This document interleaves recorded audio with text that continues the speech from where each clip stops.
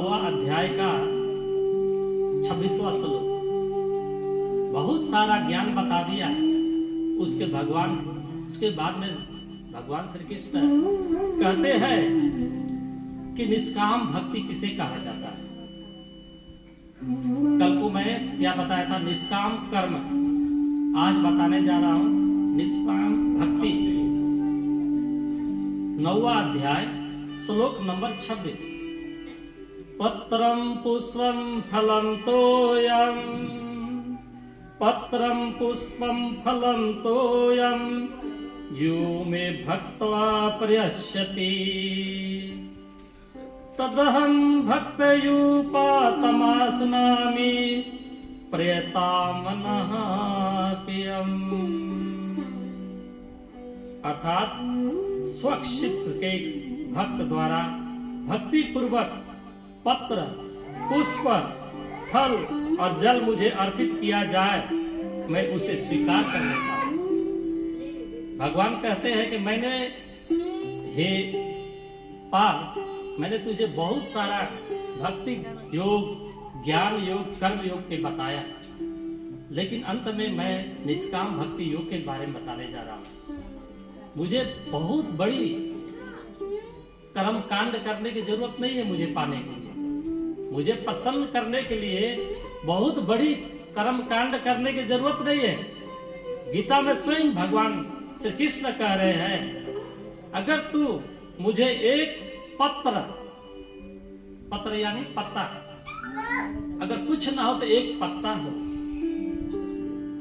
एक पुष्प हो, एक छोटा सा पुष्प हो, बहुत बहुमूल्य पुष्प की जरूरत नहीं, गड्डी पुष्प की जरूरत नहीं है।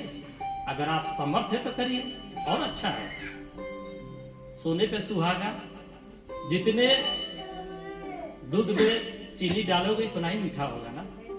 तो ये अपने ऊपर इसके लिए कह रहे हैं कि जो ये घबराते हैं भक्त कि मेरे पास कुछ साधन नहीं, मैं गरीब हूँ, दीन हूँ, हीन हूँ, परमात्मा आप तो ऐसे ऐसे बता दिए, और बहुत सारे पंडित इतने बड़े बड़े कर्म कांड और अनुष्ठान बताते हैं जिसको मैं कर ही नहीं सकता, उनके लिए स्पष्ट कर रहे हैं यहाँ पर भगवान श्री कृष्ण। कहते हैं ये सभी प्राणी के लिए उपलब्ध है। क्या है? क्या आपको पत्र नहीं मिल सकता क्या? जिस प्रकार से भगवान शंकर उनको कितना भी चढ़ाया जाए सामग्री, मिष्ठान, लेकिन उनके ऊपर एक बेलपत्र न चढ़ाया जाए तो भगवान शंकर प्रसन्न नहीं होते। इसलिए बताया गया जो शंकर का पुजारी होते हैं, शिव शंभो का पुजारी होते हैं, उनके लिए बिल्व पत्र अत्यंत उचित है। और जितने सामग्री है देखिए, दुर्वा, तुलसी, तुलसी मंजरी, सभी पत्र, बेल पत्र इत्यादि, ये सारे पत्र है। और भगवान श्री कृष्ण कहते हैं मेरे ऊपर एक पत्र भी चढ़ा जाए, दिया जाए, वो भी कैसे, आगे कहेंगे कैसे चढ़ा दिया जाए, तो प्रेम और श्रद्धा के साथ, दिखावा करने के लिए नहीं, प्रेम और श्रद्धा के साथ चढ़ाया जाए तो मैं उसे भी स्वीकार करता हूं। दूसरा क्या कह रहे हैं? फलम, पत्रम पुष्पम फलम, एक छोटा फल हो, क्या भी फल हो जो आप खा सकते हो, उसे परमात्मा को चढ़ा सकते हो। आप धतूरा खाते ही नहीं तो धतूरा क्यों भगवान शंकर को चढ़ाते हो?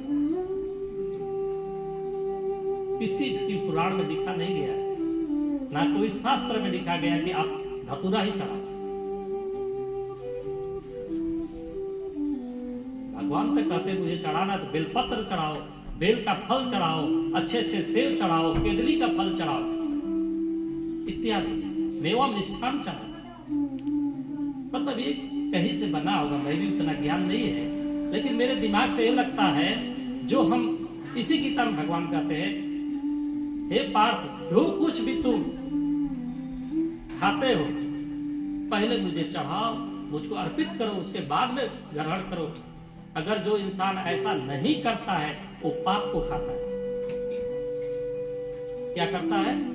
अगर मुझे बगैर अर्पण किए कोई चीज को, यहां तक बताया गया है कि भोजन, प्रसाद, वस्त्र, गहना, या गाड़ी भी मोल के आए ना, तो गाड़ी का चाबी भगवान के कदम में रख देना चाहिए थोड़ी देर के लिए। परमात्मा आपकी कृपा से मिला है, ये लेने के बाद में मेरे जीवन कोई संकट में ना पड़े, इसको आपका ही प्रभु आपके सेवा में आए, ये भाव ही खाली देना है, ये श्रद्धा ही देना। आपका चाबी लेके वैकुंठ नहीं जाए, आपका गाड़ी आप ही का होगा। इतने इतने फल चढ़ाते हैं ना, एक भी परमात्मा नहीं देते, भोग नहीं करते, सिर्फ आपका श्रद्धा का भाव को ले लेते हैं। तो भगवान क्या कह रहे हैं 9वां अध्याय के 26वां श्लोक में कि फल जो आप खाने योग्य है। कितने लोग को मैंने देखा है घर में तो सुंदर सुंदर फल ला के खाते हैं, लेकिन बाजार में जाते देखते तब सबसे कौन सस्ता है, भगवान को चढ़ाना है वही लेके जाए। ऐसे लोग भी हैं, क्यों भगवान को खाएंगे चढ़ाएंगे, किसी को दे देंगे, ऐसा भी करते हैं। ये नहीं करना चाहिए, श्रद्धा से करना चाहिए। जो भी करे श्रद्धा से करे। अगर आपका तन भी आ जाए, मन भी आ जाए और धन भी आ जाए, तीनों आ जाए भगवान की सेवा में, इससे बड़ी सेवा कुछ भी नहीं। सिर्फ हम धन से ही सेवा करेंगे तो धन तक ही सीमित रहेगा, मन से सेवा करेंगे तो मन तक ही सीमित रहेगा। इसलिए कहा गया तन मन धन तीनों से सेवा करना चाहिए, ताकि वो पूरा पूरा फल हमें दे सके। इस प्रकार से कहते हैं भगवान श्री कृष्ण कि जो भक्त इस प्रकार से मुझे छोटे रूप में भी पत्रम पुष्पम फलम तोयम, तोयम मतलब कौन जानते हैं जी, जल। हाँ, अगर कुछ भी ना हो ना, भगवान शंकर कहते एक लोटा मुझे जल चढ़ा दो, सूर्य देवता कहते बस एक लोटा मुझे जल चढ़ा दो, उससे भी मैं प्रसन्न हो जाता। बहुत ज्यादा कर्म कांड करने की जरूरत नहीं है, मैं तुम्हारा सिर्फ श्रद्धा और विश्वास को देखता हूँ, तुम्हारा भक्ति को देखता हूँ, मेरे प्रति तुम्हारा भक्ति कितना है। जिस प्रकार से एक बच्चा, एक छोटी सी उदाहरण दे रहा हूं, एक पिता है, बाजार से काम करने के बाद उसके 2-3 बच्चे हैं, लेकिन सबसे छोटा बच्चा इतना ही है, एकदम छोटा है, 5-4 वर्ष का आयु है। वो बेटे के लिए सोचता है आज को कुछ कमाई हुआ है, अच्छा उसके लिए मिठाई ले जाऊंगा, और एक मिठाई का बंडल लेकर जाता है। ले जाने के बाद में बेटा दौड़ के आएगा, ही पिताजी आगे कुछ तो लाए होंगे, दौड़ के आता है, और उसके बाद में पिता उसको अपने गोद में ले लेते हैं, और गोद में लेने के बाद में तुरंत मिठाई अपने हाथ से, पिता के हाथ से ले लेता है, और लेने के बाद में पिताजी प्यार से तुतले आवाज में कहते, बेटा इसमें से मुझे एक दो, एक दो। कहता नहीं दूंगा। लेकिन दरअसल में वो मिठाई किसने लाई, क्योंकि पिता की है ना, लेकिन वो बेटा देना नहीं चाहता, क्योंकि अबोध है, अज्ञानी है, उसको ये समझ नहीं कि जो मिठाई लाए, जो इसने दिया उन्हीं का है, ये सारा उनका अधिकार है। लेकिन प्रेम से, ममता से, प्यार से मुझे पूरा बंडल ही पकड़ा दिया, अगर उसमें से एक मांग रहे तो मैं दे दूं तो क्या हो। देखिए तो बच्चों की बात हुआ ना, लेकिन हम भी बड़े लोग ऐसा ही करते हैं। हमें परमात्मा ने कितना नहीं दिया, क्या नहीं दिया। अभी कोरोना काल में देखिए, एक सिलेंडर ऑक्सीजन के लिए क्या दशा हुआ था, जो अभी मुफ्त का भगवान देते हैं, सदैव निरंतर लाखों करोड़ों वर्ष से देते आ रहे हैं ऑक्सीजन। हमने कभी कीमत चुकाया? लेकिन आज कीमत समझ में आया कि ऑक्सीजन के कितना कीमत है, एक एक सांस की कितनी कीमत है। फिर भी हम इतने कृपण बने हैं कि परमात्मा ने हमें इतना दिया, फिर भी उसी बच्चे की तरह उन्हीं के दिया हुआ वस्तु में से एक वस्तु भी उनके सम्मित रखना नहीं चाहते, श्रद्धा।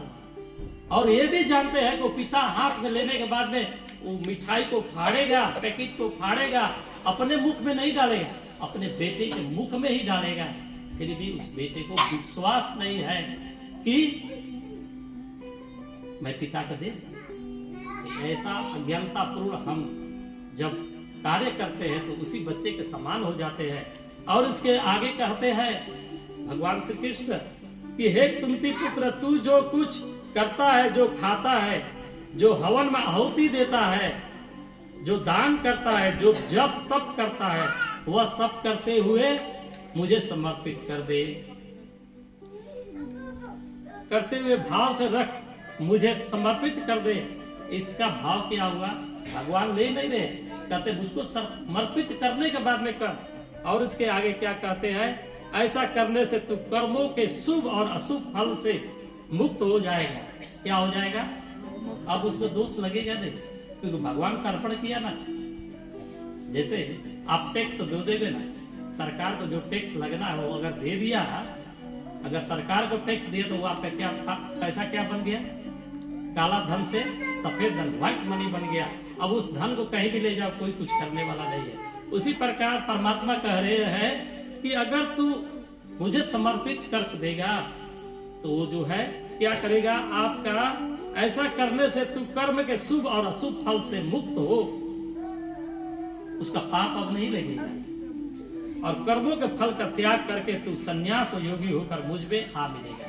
और जब कर्म फल को तू त्याग देगा तो एक सन्यासी बन जाएगा। सन्यासी मतलब पीले वस्त्र और मुंडन करा के घूमते, ऐसे सन्यासी तो होती है वेशभूषा से, लेकिन गृहस्थ होते हुए भी तू क्या हो जाएगा? सन्यासी हो जाएगा और अंत में मुझ में समा जाएगा। इस प्रकार से बड़ी गूढ़ बातों को कहते कहते भगवान श्री कृष्ण अब कहाँ प्रवेश कराते हैं? क्योंकि आज को गीता को समाप्त करना है ना, तो अभी हम प्रवेश करते हैं 18वें अध्याय में। अब अंत में भगवान श्री कृष्ण ये कहने जा रहे हैं 18वें अध्याय के 66 नंबर श्लोक में क्या कह रहे हैं? सर्वधर्म प्रत्याज्य मामेकं शरणं व्रज, अहं त्वा सर्व पापेभ्यो मोक्षयिष्यामि मा शुचः।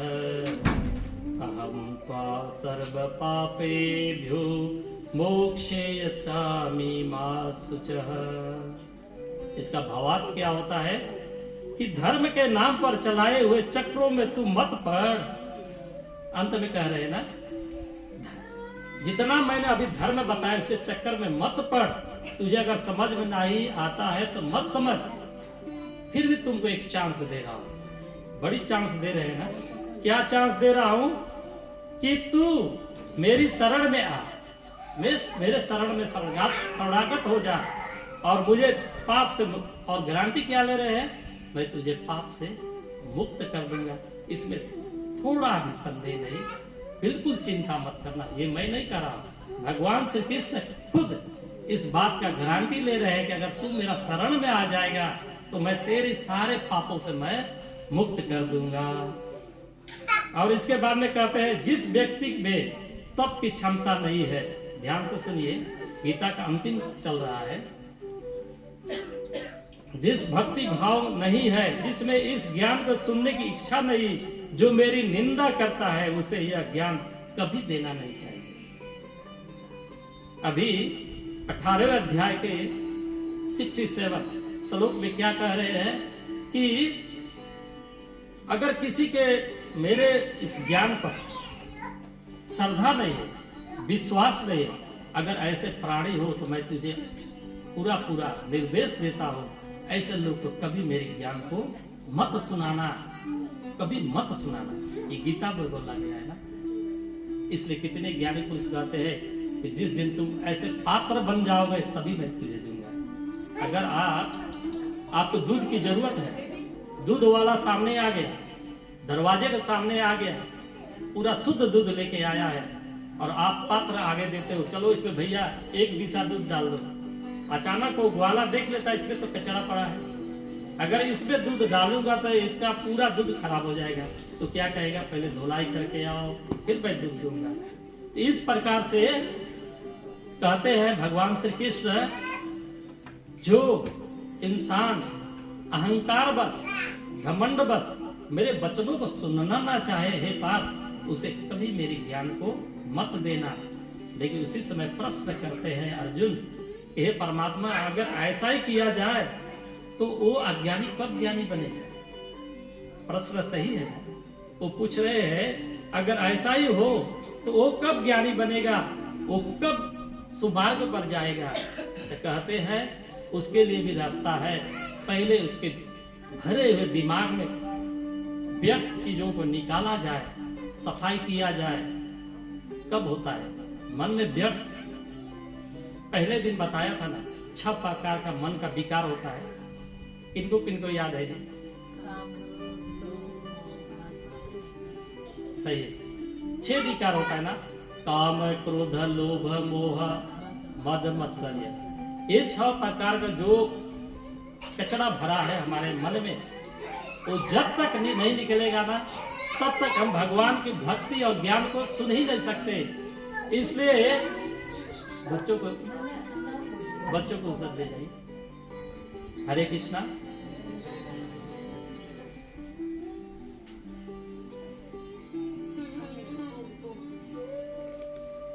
हरे कृष्णा। भगवान कहते हैं उस पर भी मैं कृपा करता हूँ, उसको राह दिखाता हूँ। इस संसार में वस्त्र मैला हो जाए तो उसको साफ करने की क्या प्रक्रिया है? साबुन और पानी और रगड़न, ये तीनों मिलेगा। सिर्फ साबुन से साफ हो जाएगा क्या? नहीं होगा। सिर्फ पानी से साफ होगा क्या? नहीं होगा। ये दोनों मिल जाए तो साफ होगा क्या? नहीं। उसके लिए रगड़, वॉशिंग मशीन में डाल के पूरा 5-10 मिनट रगड़ना पड़ेगा, हाथ से रगड़ना पड़ेगा, तब जमा हुआ मैल साफ होता है। उसी प्रकार से भगवान कहते हैं ऐसे लोगों के लिए हे अर्जुन, मैंने एक रास्ता दे रखा है। क्या? नाम जप, कीर्तन, भजन। अगर इंसान मेरे नाम को निरंतर जपेगा तो उसके मन के विकार धीरे धीरे धीरे धीरे धीरे धीरे निकलता जाएगा, निकलता जाएगा, निकलता जाएगा, और एक दिन वो पात्र उसका क्या बन जाएगा? शुद्ध हो जाएगा। जिस दिन उसका पात्र शुद्ध हो गया तो कोई भी उसमें ज्ञान डाला जाए तो शुद्ध ही होगा, और वो ज्ञान उसको उस समय पूरा आदर और श्रद्धा के साथ लेगा। क्योंकि भगवान श्री कृष्ण कहते हैं श्रद्धावान लभते ज्ञानम।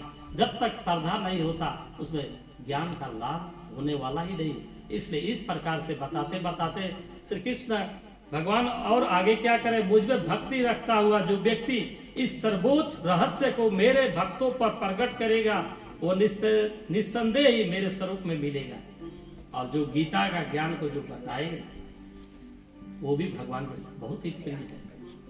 इसलिए ये नहीं कि मैं आज यहाँ बता रहा हूँ तो मैं भगवान का प्रिय हूँ। आप भी 1-2 शब्द इसमें जो जाने हैं, कहीं किसी से वार्तालाप होता है माँ बहनों, तो व्यर्थ का बात मत करो, व्यर्थ के कथन मत करो। इसकी बात, अड़ोस पड़ोस की बात, उसका क्या हुआ, उसका क्या, उससे लेना देना क्या? थोड़ी अच्छी बात करो। ये कहो कि मैंने गया था वहां पर, गीता में ये सुना है, वो सुना है, 1-2 बात तो समझाई दी। अभी कितने बात को बताया? लाखों शब्दों को मैंने बताया। ये 5 दिन में लाख शब्द लिखा जाए तो लाखों से ऊपर होगा। तो कम से कम इसमें तो 100 के करीब रहना ही चाहिए सेविंग में, क्योंकि सभी का मेमोरी फुल तो है नहीं, थोड़ा तो जगह होगा कि एम्प्टी हो जाए। थोड़ा डिलीट कीजिए, थोड़ा सफाई कीजिए, ताकि ये भगवान की बातों को डाला जाए। कहते हैं कि जो मेरे गुण को गाएगा, गीता के ज्ञान बताएगा, वो तो मेरे लिए प्रिय है ही है, और जो सुनता है वह भी प्रिय है। और अंत में कहते हैं कि जो व्यक्ति मेरे तेरे इस धर्म संवाद का अध्ययन मनन करेगा वो मानो ज्ञान यज्ञ द्वारा मेरी पूजा करेगा, ऐसा मेरा मत है। इसको क्या कहा जाता है? ये 2 प्रकार के यज्ञ होता है। एक सामग्री यज्ञ, जैसा राजकुमार जी करते हैं, सुशील जी करते हैं, आर्य समाज में सामग्री जुटाना, पूरा हवन कुंड लाना, स्वाहा स्वाहा करना मंत्रों द्वारा, ये भी एक यज्ञ है, ये भी फल देता है, व्यर्थ नहीं है। वातावरण को शुद्ध के लिए, संसार में सकारात्मक ऊर्जा उत्पन्न करने के लिए यज्ञ बहुत ही जरूरी है। भगवान श्री कृष्ण ने उस यज्ञ को भी इस गीता में बताया। लेकिन ये क्या यज्ञ है? वस्तु सामग्री यज्ञ है। लेकिन अभी बता रहे हैं उससे कहीं महान ज्ञान यज्ञ है। जिस प्रकार से ऐसा सत्संग किया गया, वहां पर ऐसे भगवान के वचनों को गाया और सुना गया यह यज्ञ, इसको ज्ञान यज्ञ बोला जाता है। कहीं कहीं आप सुने होंगे लिखा जाता है ज्ञान यज्ञ। साप्ताहिक ज्ञान यज्ञ, श्रीमद् भागवत पुराण ज्ञान यज्ञ, ऐसा ऐसा लिखा जाता है। इसी बात को भगवान श्री कृष्ण कह रहे हैं कि वो मानो ज्ञान यज्ञ द्वारा मेरी पूजा करेगा, यानी भगवान की पूजा करने का समान है ना। ये मेरा मत है, मेरा मत नहीं ना, भगवान श्री कृष्ण कह रहे हैं कि मेरा मत है। जो व्यक्ति इस ज्ञान में दोष ढूंढने की बजाय श्रद्धा युक्त होकर इस ज्ञान का श्रवण करेगा, सुनिए ध्यान से ना, अंतिम निर्देश दे रहा हूं गीता का। शायद घर में जाके गीता पढ़े ना पढ़े, कम से कम यहाँ पर इतना तो सुन लेना चाहिए। वह मुक्त होकर उन शुभ लोकों को प्राप्त करेगा जहां शुभ कर्मों वाले पहुंचते हैं। कहां पहुंचेगा? शुभ लोक, अच्छे अच्छे लोग को जाएगा जो ये गीता ज्ञान को सुनेगा। मैं नहीं कह रहा, भगवान श्री कृष्ण कह रहे हैं। और अंत में क्या कहते हैं? हे पार्थ, क्या तूने मेरा इस ज्ञान को एकाग्र चित्त से सुना? पूछ रहे, प्रश्न है। वही प्रश्न मेरा भी है, क्या आप सबने सुना क्या? कि इस काम से सुना, उस काम से निकाल दिया? सुना? हे धनंजय, क्या तेरा अज्ञान से उत्पन्न मोह पूरी तरह से नष्ट हो गई? किन्हीं किन्हीं का तो जरूर नष्ट होगा, ज्ञान तो कुछ मिला ही होगा। वही प्रश्न है। तब अर्जुन बोलते हैं, अंत में कहते हैं, अर्जुन बोला, हे अच्युत, आपकी कृपा से मेरा मोह नष्ट हो गया है, मेरे सुप्त संस्कारों की स्मृति लौट आई है, मेरे संदेह दूर हो गया है, मैं अब स्थिर बुद्धि से आपकी आज्ञा का पालन करूंगा। देखिए यहाँ पर एक शब्द बहुत बड़ा बढ़िया का है, स्मृति। हम कितने जन्मों से ऐसे ऐसे सत्संग को सुनते हैं, लेकिन कभी हम जानवर के जोनी में गए, तो भी अधोगति से नीचे नरक का वास किए, लेकिन वो स्मृति जो ज्ञान है ना, समाप्त नहीं होता। पहले दिन बताया था ना, पहले दिन बताया था कि ये समाप्त नहीं होता है। उस आत्मा के साथ चित्त में बैठ के रहता है। वो जहां जहां आत्मा जाएगी उसके साथ साथ मन जाएगा, और मन में बैठा हुआ चित्त यानी जो फोन में एक चिप होता है ना, जिससे डालने से बात होता है, वही चिप है। आप जो बोलोगे ना उसमें रिकॉर्ड हो जाएगा। तो ऐसा ही मन के अंदर भगवान एक चिप डाल के रखे हैं, उसी का नाम है चित्त। वो चित्त जो स्मृति है, जो सुना है, समझा है, आज ये सुना आपके व्यर्थ नहीं है। शायद जीवन में ये बातों को उपयोग करो या न करो, लेकिन अगर आप मन और हृदय से सुना होगा, हृदयागमन किया होगा, तो ये आपके हृदय के रास्ता से चित्त में जाकर बैठा है। और किस जीवन में कब यह उदय होगा कोई बोल नहीं सकता। उसी प्रकार से कितने जन्मों तक सुन के आया था कौन? अर्जुन, लेकिन वो भ्रम में पड़ा था। अब बोलते हैं कि हे माधव, हे श्री कृष्ण, अब स्मृति मेरा खुल गया है, वो मेरा आंख पे से पर्दा हट गया है। अब मैं पहचान गया हूं कि आप कौन हो, मेरा सारा भ्रम दूर हो गया है। अब आज्ञा दो, मुझे क्या करना है। इस प्रकार से 18वें अध्याय के 73 श्लोक में कहते कहते आगे पहुंचे। संजय धृष्टास से बोला, इस प्रकार से मैंने श्री वासुदेव और महात्मा पार्थ के सभी बातों को सुना। प्रथम दिन कहा था ना, कहां से कहानी शुरू हुआ है। ये रण का कहानी है, पूरा युद्ध के बीचों बीच कहा गया एक कथा है। गीता यानी गाया गया, भगवत यानी भगवान श्री कृष्ण के मुख से गाया हुआ ये गीत है, इसलिए इसका नाम है श्रीमद् भागवत गीता, उनके गाया हुआ गीत है। अब यहाँ पर समाप्त होते ही अब तैयार हो जाता है अर्जुन